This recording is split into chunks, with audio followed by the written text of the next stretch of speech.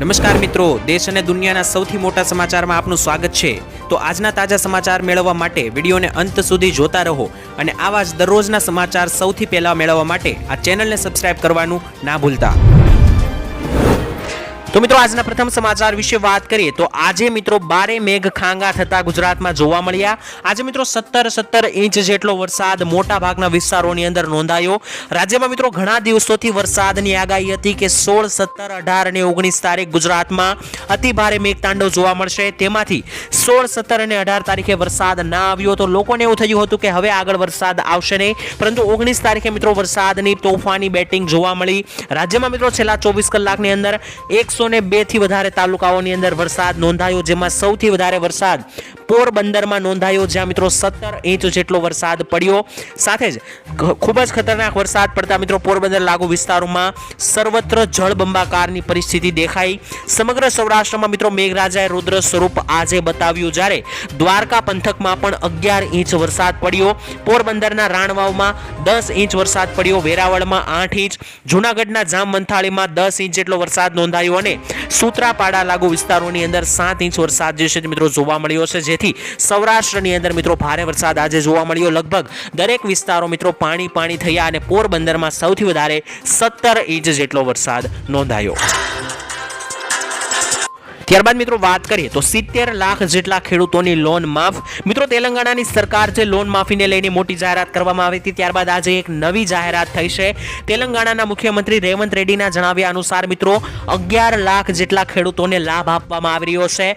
બેંકને મિત્રો 6098 કરોડ રૂપિયા મોકલવામાં આવ્યા છે, જેથી મિત્રો કૃષિ લોન જે છે તે માફી કરી શકાય। કૃષિ લોન માફી યોજના મિત્રો 3 તબક્કામાં પૂરી કરવામાં આવશે તેવું પણ જણાવ્યું। તેમણે મિત્રો કહ્યું કે બીજા તબક્કાની અંદર 1.5 લાખ રૂપિયા સુધીની પાક લોન જુલાઈના અંત સુધીમાં માફ કરી આપવામાં આવશે ખેડૂતોની। અને મિત્રો આપણે જણાવી દઈએ કે ત્રીજા તબક્કાની અંદર 2 લાખ રૂપિયા સુધીની લોન જે છે તે ઓગસ્ટ મહિના સુધીમાં ખેડૂતોની માફ કરી આપવામાં આવશે। આ કાર્યક્રમને સંબોધતા મિત્રો મુખ્યમંત્રીએ કહ્યું કે 31,000 કરોડ રૂપિયાની લોન જે છે તે માફ કરવામાં આવશે, 3 તબક્કા લાગુ કરવામાં આવશે અને ઓગસ્ટ મહિના સુધીમાં દરેક ખેડૂત જે છે તે લોનની બહાર આવી જશે। તેલંગાણાની સરકારે મિત્રો નિર્ણય લીધો છે। તેમણે જણાવ્યું કે 2 લાખ રૂપિયા સુધીની લોન ઓગસ્ટ મહિના સુધીમાં દરેક ખેડૂતોની માફ કરી આપવામાં આવશે અને ત્યાંનો ખેડૂત જે છે તે લોનમાંથી બહાર આવશે। તો શું મિત્રો ગુજરાતના ખેડૂતોને પણ લોન અને દેવા માફીમાંથી રાહત આપવી જોઈએ કે નહીં, કોમેન્ટમાં લખીને જણાવી આપજો।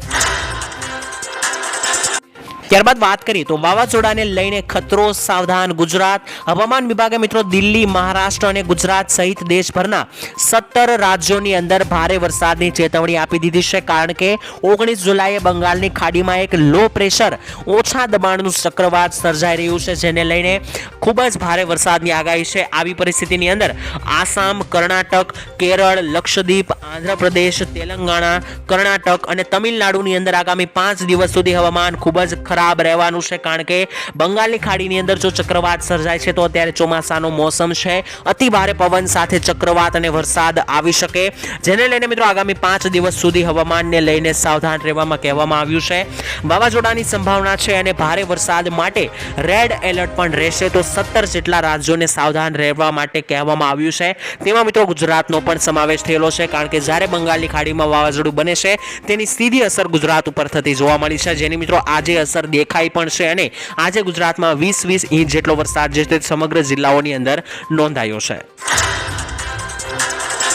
ત્યારબાદ વાત કરીએ તો ખેડૂતોને મળશે હવે 25,000 રૂપિયાની સહાય। મિત્રો ગુજરાત રાજ્યના ખેડૂતોને હવે પૂર, દુષ્કાળ અને અતિવૃષ્ટિ, વાવાઝોડા જેવા મિત્રો કુદરતી આપત્તિઓને કારણે જે પણ નુકસાન ખેડૂતોને થાય છે, તો આવી પરિસ્થિતિમાં મિત્રો ખેડૂતોને રાહત આપવા માટે ઓગસ્ટ 2020ના રોજ ગુજરાત સરકાર દ્વારા મુખ્યમંત્રી કિસાન સહાય યોજના શરૂ કરવામાં આવી છે।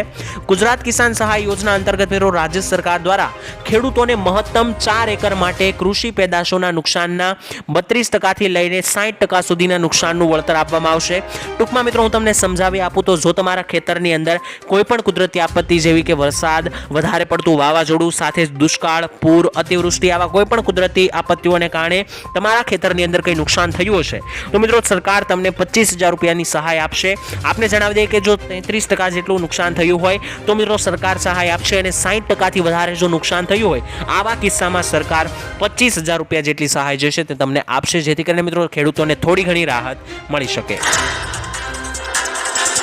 ત્યારબાદ જોઈએ તો રાહુલ ગાંધી બજેટને લઈને એક્શન મોડમાં. મિત્રો આપને જણાવી દઈએ કે 22 જુલાઈના રોજ ગુજરાત ભારતનું મિત્રો બજેટ રજૂ થવા જઈ રહ્યું છે. નિર્મલા સીતારામન સતત 7મી વખત બજેટ રજૂ કરવાના છે. ત્યારે મિત્રો વાત કરીએ તો કોંગ્રેસના સાંસદ અને વિપક્ષના નેતા રાહુલ ગાંધીનો એક્શન પ્લાન બજેટ સત્રમાં સરકારને ઘેરવા માટે તૈયાર થયો છે. રાહુલ ગાંધીનો મિત્રો ફોકસ જે છે તે યુવાનો, ખેડૂતો, મજૂરો, સૈનિકોની સાથે સામાન્ય લોકો અને મધ્યમ વર્ગના લોકો, ગરીબો પર રહેવાનું છે. કારણ કે 22 જુલાઈથી શરૂ થઈ રહેલા બજેટની અંદર રાહુલ ગાંધી જે છે તે બજેટ રજૂ કરનારની સરકાર એટલે કે એનડીએની સરકારને ઘેરવાનો પ્રયત્ન કરશે અને અત્યારે પ્લાન પણ બનાવી રહ્યા છે. આ અંતર્ગત મિત્રો સામાન્ય ગરીબ લોકો, મધ્યમ વર્ગના લોકો, વધતી જતી મોંઘવારી અને ઘટતી કમાણી સાથે જ યુવાઓની બેરોજગારી, નીટ જેવી પરીક્ષાઓના પેપર લીક સાથે જ ખેડૂતોને માટે એમએસપીની ગેરંટી, ટેકાના ભાવ અને સ્વામીનાથન સમિતિની ભલામણોને આધારે મિત્રો લોન માફી જેવા મુદ્દા જે છે તે રાહુલ ગાંધી બજેટ સત્ર દરમિયાન ઉઠાવે તેવો મિત્રો માસ્ટર પ્લાન રાહુલ ગાંધી જે છે તે તૈયાર કરી રહ્યા છે. જેને લઈને મિત્રો બજેટની અંદર શું માહિતી આવશે તે અમે તમને સૌપ્રથમ જણાવી આપશું. તો બજેટ રજૂ થાય તો સૌપ્રથમ મેળવવા માટે આ ચેનલને સબસ્ક્રાઇબ કરી રાખજો. ત્યારબાદ જોઈએ તો ચાંદીપુરા વાયરસનો કહેર ઊભું રહેવાનું નામ નથી લઈ રહ્યો. આપણે જણાવી દઈએ મિત્રો ગઈકાલે ચાંદીપુરા વાયરસને કારણે 15 જેટલા લોકોના મોતના આંકડા સામે આવ્યા હતા, જે મિત્રો આજે ફરી એકવાર વધી ગયા છે આંકડાઓ. કેસની અંદર પણ મિત્રો લગાતાર વધારો થઈ રહ્યો છે. વાયરસ કાબૂમાં આવવાનું નામ નથી લઈ રહ્યો. આપણે જણાવી દઈએ કે ગુજરાતમાં ચાંદીપુરા વાયરસ જે છે તે અત્યારે 14 જેટલા જિલ્લાઓમાં ફેલાઈ ગયો છે. સૌરાષ્ટ્રમાં પણ આગમન થઈ ગયું છે. કુલ મિત્રો 33 જેટલા કેસો નોંધાયા છે અને જણાવી દઈએ મિત્રો 16 જેટલા મૃત્યુ પણ ચાંદીપુરા વાયરસના લીધે થઈ ગયા છે અત્યાર સુધીમાં, જેમાંથી 15 મૃત્યુ ગુજરાતની અંદર નોંધાયા છે.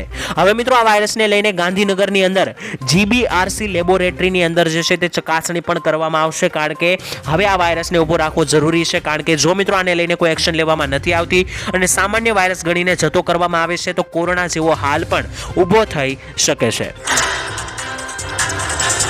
ત્યારબાદ જોઈએ તો બજેટમાં કોને થશે કેટલો ફાયદો, આવો જાણીએ. મિત્રો મોદી સરકાર પોતાના ત્રીજા કાર્યકાળનું પ્રથમ બજેટ રજૂ કરવા જઈ રહી છે. ત્યારે બજેટ 2023 જુલાઈએ મિત્રો રજૂ થવાનું છે. આપણે જણાવી દઈએ કે અત્યારે આશાઓ એવી વ્યક્ત કરવામાં આવી રહી છે કે મહિલાઓ માટે મોદી સરકાર બજેટમાં ખાસ જાહેરાત કરી શકે છે. સરકાર મિત્રો દેશમાં મહિલાઓ માટે મધ્યપ્રદેશની જે યોજના છે, જે મિત્રો શિવરાજસિંહ ચૌહાણે શરૂ કરી હતી, લાડલી બહેન યોજના, તે મિત્રો મધ્યપ્રદેશ રાજ્ય સરકાર મહિલાઓને આ યોજના અંતર્ગત 1250 રૂપિયા દર મહિને આપતી હતી. તો હવે કેન્દ્ર સરકાર પણ મધ્યપ્રદેશ સરકારની યોજના દેશભરમાં લાવી શકે છે અને સમગ્ર ભારત દેશની મહિલાઓને આ યોજના અંતર્ગત પૈસા મળી શકે છે. જેને લઈને મિત્રો સમાચાર આવી રહ્યા છે કે બની શકે કે લાડલી બહેન યોજના જે છે તેને લઈને બજેટમાં જાહેરાત કરવામાં આવી શકે છે. સરકાર મિત્રો 23 જુલાઈ બજેટ રજૂ કરવાની છે અને બજેટમાં લાડલી બહેન યોજનાની જાહેરાત થાય છે કે નહીં તે આપણને 23 જુલાઈ ખબર પડી જશે. સરકાર મિત્રો બજેટમાં ઇન્કમ ટેક્સ પેયર્સને પણ રાહત આપવાની સાથે કિસાનો, યુવાઓ અને મહિલાઓ માટે મોટી જાહેરાત કરી શકે. સાથે જ સરકાર મિત્રો મહિલાઓ માટે આ યોજનાની જાહેરાત કરી શકે. તે સિવાય મિત્રો મહિલાઓની કેટલીક માંગણીઓ છે સરકાર પાસે, જેમ કે ગેસ સિલિન્ડરનો ભાવ સસ્તો કરવો, સાથે જ મહિલાઓને દીકરીઓને મફત ભણવાનું શિક્ષણ આપવું, આવી કેટલીક માંગણીઓ સાથે મિત્રો મહિલાઓએ બજેટથી આશાઓ રાખી છે. ત્યારબાદ મિત્રો વાત કરીએ તો હજુ આગામી 24 કલાક ગુજરાતમાં ભારે વરસાદનું એલર્ટ. હવામાન વિભાગે આપેલી આગાહી મુજબ મિત્રો આજે ગુજરાતના મોટા ભાગના વિસ્તારોમાં વરસાદ નોંધાયો અને ખતરનાક વરસાદ આવ્યો. હવે મિત્રો સૌરાષ્ટ્ર અને દક્ષિણ ગુજરાતને સાવધાન રહેવાની જરૂર હોય તેમ લાગી રહ્યું છે. કારણ કે હવામાને આપેલા વેધર ફોરકાસ્ટ મેપ પ્રમાણે રાજ્યમાં કુલ 9 જિલ્લાઓની અંદર કાલ સવાર સુધીમાં રેડ એલર્ટ આપવામાં આવ્યું છે. જેમાં દ્વારકા, પોરબંદર, જુનાગઢ, ગીર સોમનાથ, રાજકોટ, ગીર સોમનાથની સાથે આસપાસના અમરેલી લાગુ વિસ્તારો, વલસાડ, નવસારી, દમણ, દાદરા નગર હવેલી સાથે જ સુરત, આ 9 જેટલા રાજ્યોની જિલ્લાઓની અંદર મિત્રો જે છે તે એલર્ટ આપવામાં આવ્યું છે. તો આ 9 જિલ્લાઓની અંદર લોકોએ સાવધાન રહેવું જોઈએ.